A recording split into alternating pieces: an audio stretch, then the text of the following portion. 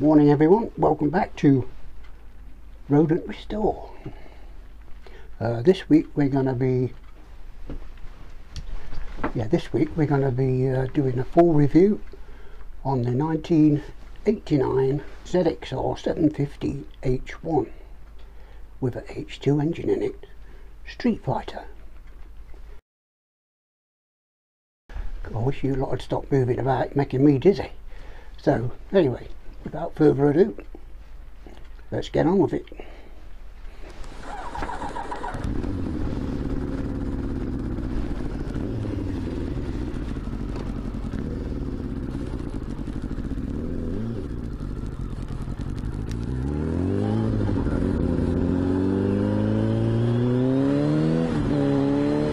Ooh, the power in it is tremendous. You know, when you're used to a CBR under CBR 1000F under XJ900S diversion, and then you get on this and you twist the throttle, whack it out. There's a bit of a difference. Really is a bit of a difference.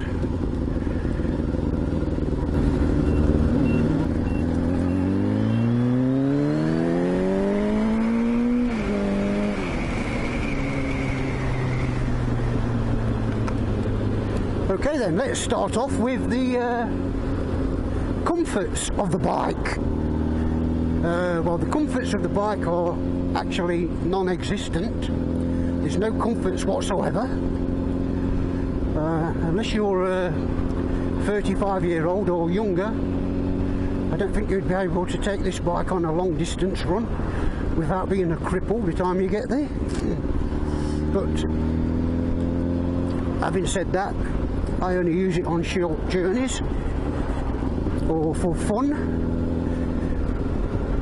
you know, going to the shops or whatever, or down to Matlock or down to the local bike night. I don't think I'd do more than 60 or 70 miles in one journey because it's too painful.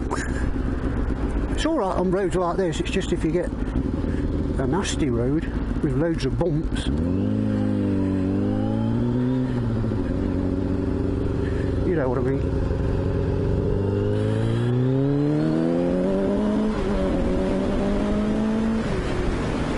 Just get past them too.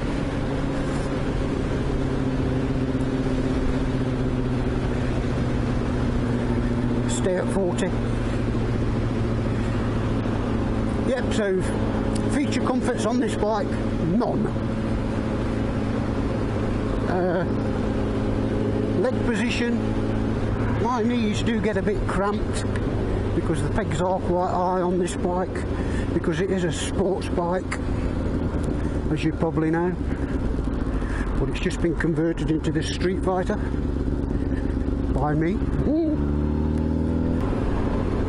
But overall, the comforts in the sitting position and the handlebars being high for an old boy like me, that makes a big difference. If I was down there, you know, like when it was a sports bike, I don't think I'd be on it for very long at all.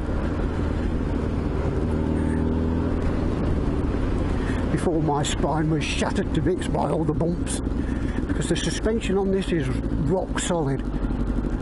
I've turned the shock absorber down as much as I can and it's still rock solid.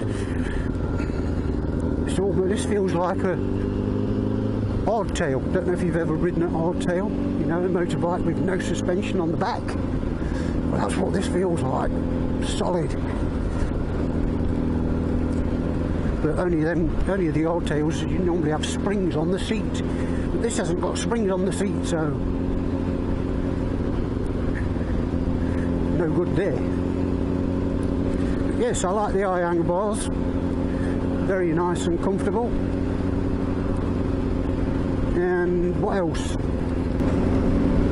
I don't know when you're going to see this video, but for me now, this is the 2nd of October 2019.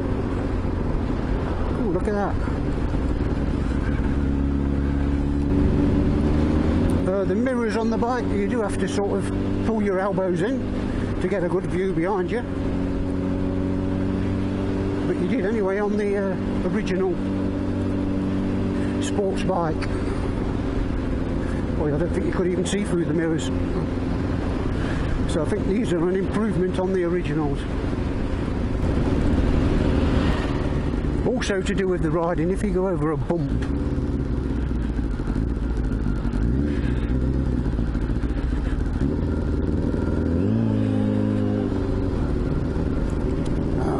got hold up there, sorry.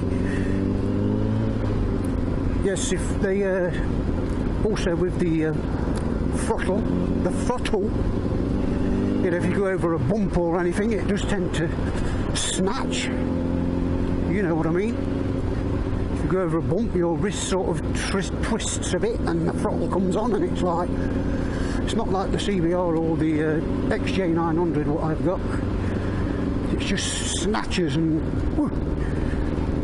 If you've only got one hand on the handlebar, you could quite easily lose control.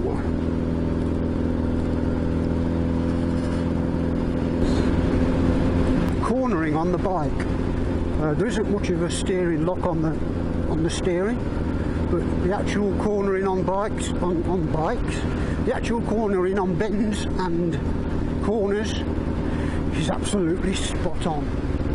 It's like you're on a, you know, what do they say? It's like you're on rails. You could go around the corner almost as fast as you want, especially with these big handlebars. It makes you feel invincible. So you can just chuck it into the corners, no problems whatsoever.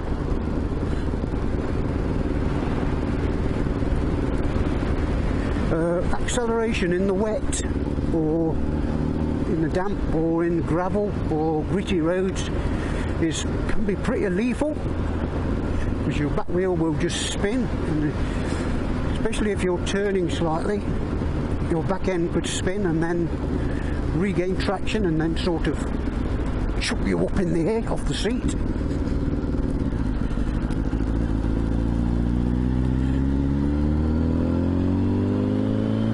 And that's not a very nice feeling, I can tell you. Slow speeds control is absolutely spot on. You don't get any wobble like on the big bike. You tend to wobble. You know, the slower you get, the more you wobble. But this, you can go almost as slow as you want without any wobble. So you've got plenty of control. And it's not got any dual brake systems or anything like that, so you're not going to get any diving of the forks when you come to a full stop, because you use your back brake, take your hand off the front brake, don't you?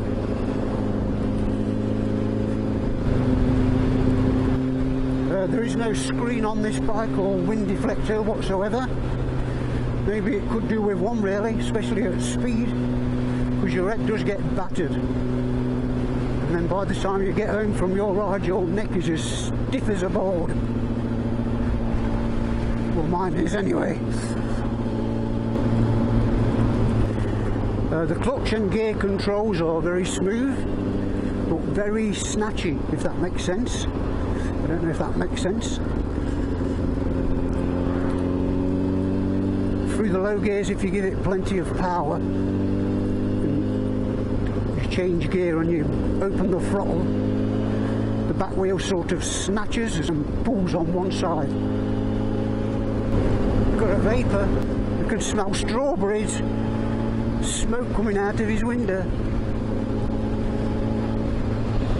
I'm a vape man, I'm a vape man, I'm a vape man. Oh, is that horrible gravel.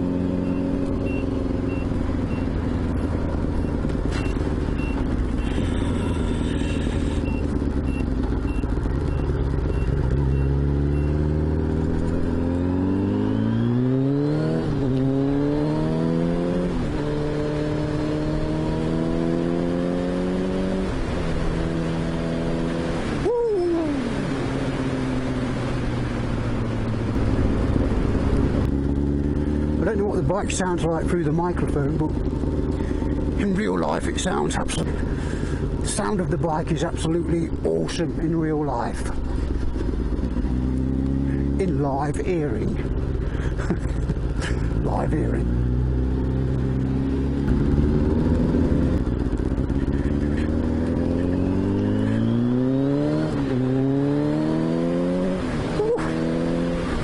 Oh my god! Oh my god, please stop, please stop, stop, stop, stop, stop, stop, stop, stop, stop.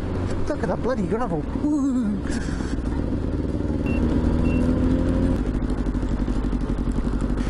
Okay, I think I'm in shot.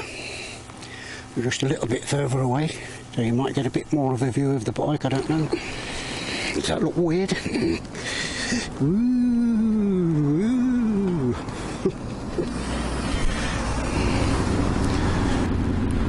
I want to pull in somewhere and move the camera again. I think you're a bit too wobbly on there.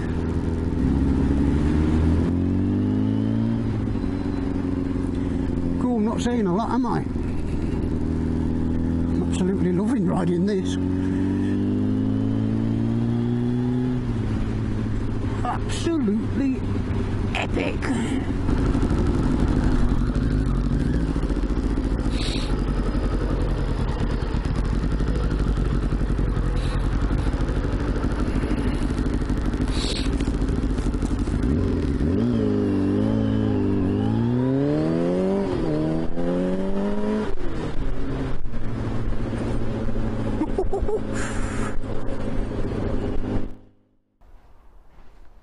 Okay then, so here we are, all back safe and sound. I did have a bit of a problem with the bike, but I will tell you about that in a bit.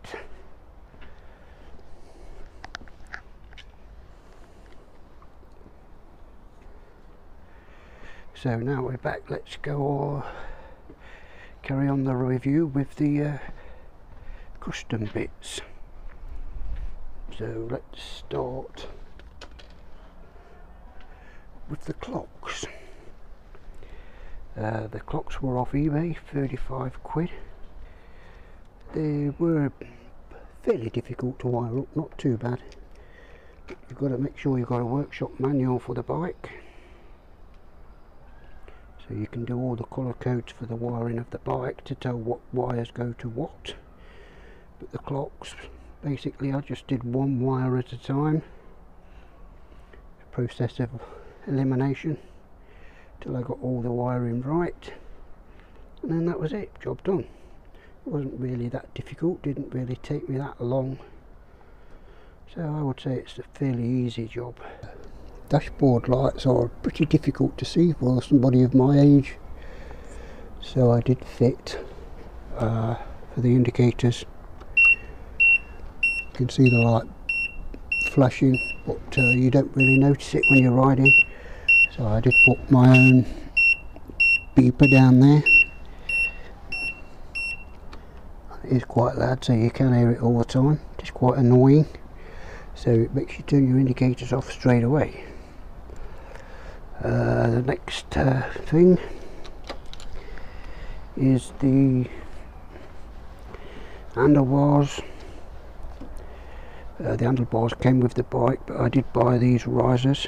They were £11, bought them from eBay. They are properly bolted in underneath into the what's this called, headstocks.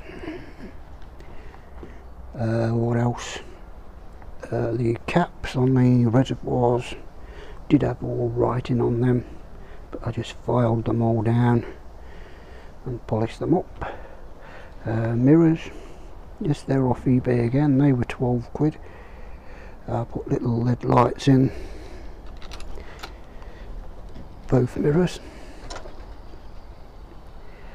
The brake levers and clutch levers, I think they were £12 as well, off eBay. The headlight, it's just got strip lights on it and two little lights for the eyes. I did actually get the transformer mask from the car boot, 50p. The actual headlights, that was from eBay again. that was £35. What else have we got? We've got the upside down forks. They're not the original forks. So the forks, when I got the bike, I was told the forks came off of a ZX750R Suzuki, obviously. So all the front end is different to the normal standard ZXR750H1. All the thermostat and the filler cap that used to go up here onto the fairing frame somewhere. So I just made this frame up from there, an actual fitting on the frame, into the fitting on the radiator, then just made this sort of scoop on it to attach this to it. It's quite solid, and I do take advantage of the plate there with these disc locks. Perfect place to put them. Water bottle is just a normal water bottle, aluminium. I just put that sticker on it to make it look a bit better. And then we've got the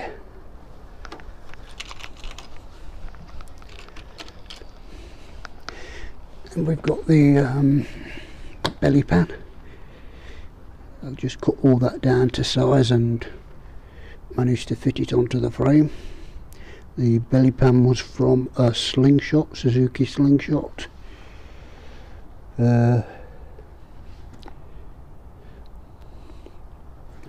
was thinking of, with all these fixings, I was going to try and do some plastic welding and block all this out. Put a strip of plastic all the way through to hide all this inside, but I never got round to it. I did say the forks were off a Suzuki, they're not, they're off a Kawasaki. All the polishing, basically footrests are all just the same. The exhaust did just go straight like that. I had to cut through the pipe, get two more brackets, twist the pipe upwards so the pipe went up to match the seat. And the micron can, I've just cut that down to size because it was about that long, so I just stubbied it. And then I did have to rejet the carburetors, go down one size or two sizes. Then there's the seat. The seat is a German seat or a Dutch seat or whatever, I don't know, probably from Germany. I just made the pads up because it was just bare plastic. I made the pads to make it a bit more comfortable. Just put some sponge in and a old leather coat. The backlight, switch it back on again. The backlight has got integrated indicators. You can just about see them, but I do use hand signals as well, so I don't trust that people can see them.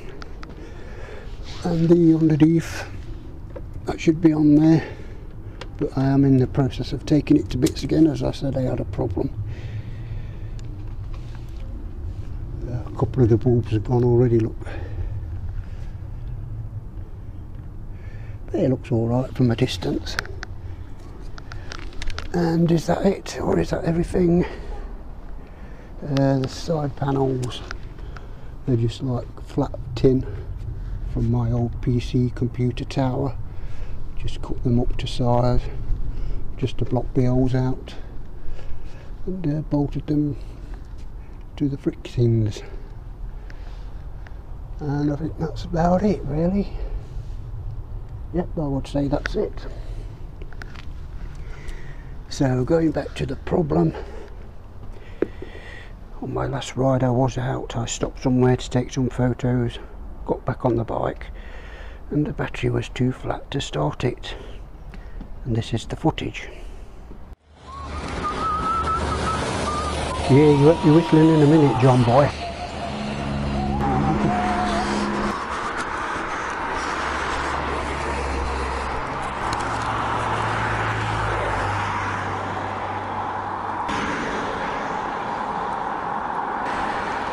well-known landmark in Nottingham, Denblock Stone.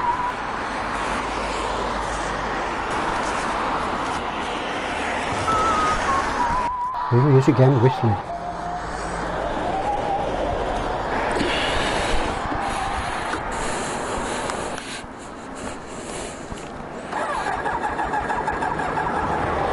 Holy shit. Yeah, you're not whistling now, are you?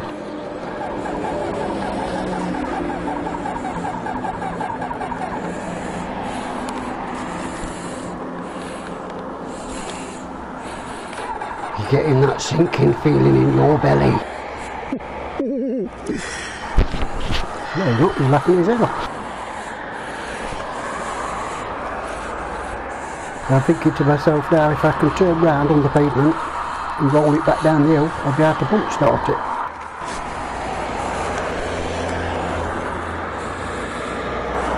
We're not charging very well, are we? Don't like it.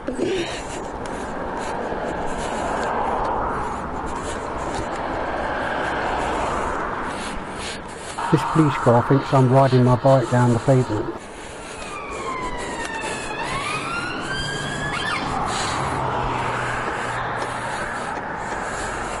I can't get enough speed up to bump it.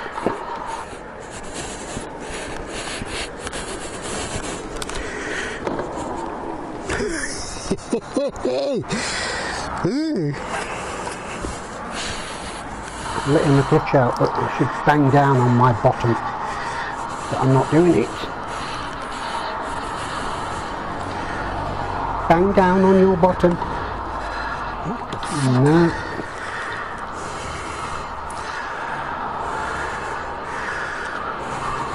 Getting knackered.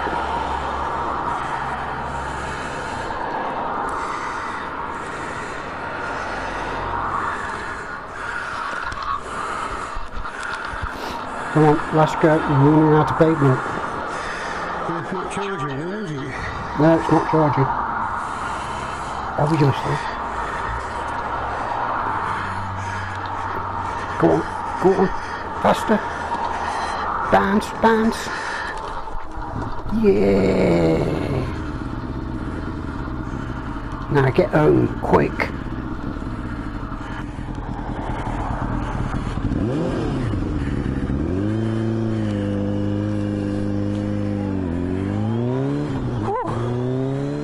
Yeah, they could start whistling again.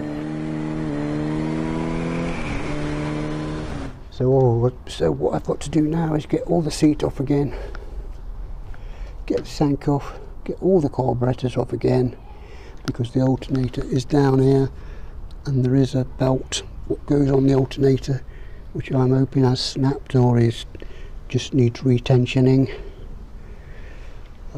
So can't really tell until we get all that off, because you can't get in there to investigate. So just to investigate I've got to do all that. One last thing, there is a little switch for all the green lights, but you don't put them on when you're on the road because you'll get stopped. So yes, that's it. Nothing else I can say about it really. So I hope it was a decent review. Hope you all enjoyed it. I'm Walter White, but I only deal in motorcycles. I just like to make that crystal clear. And yeah, I'll see you again next week.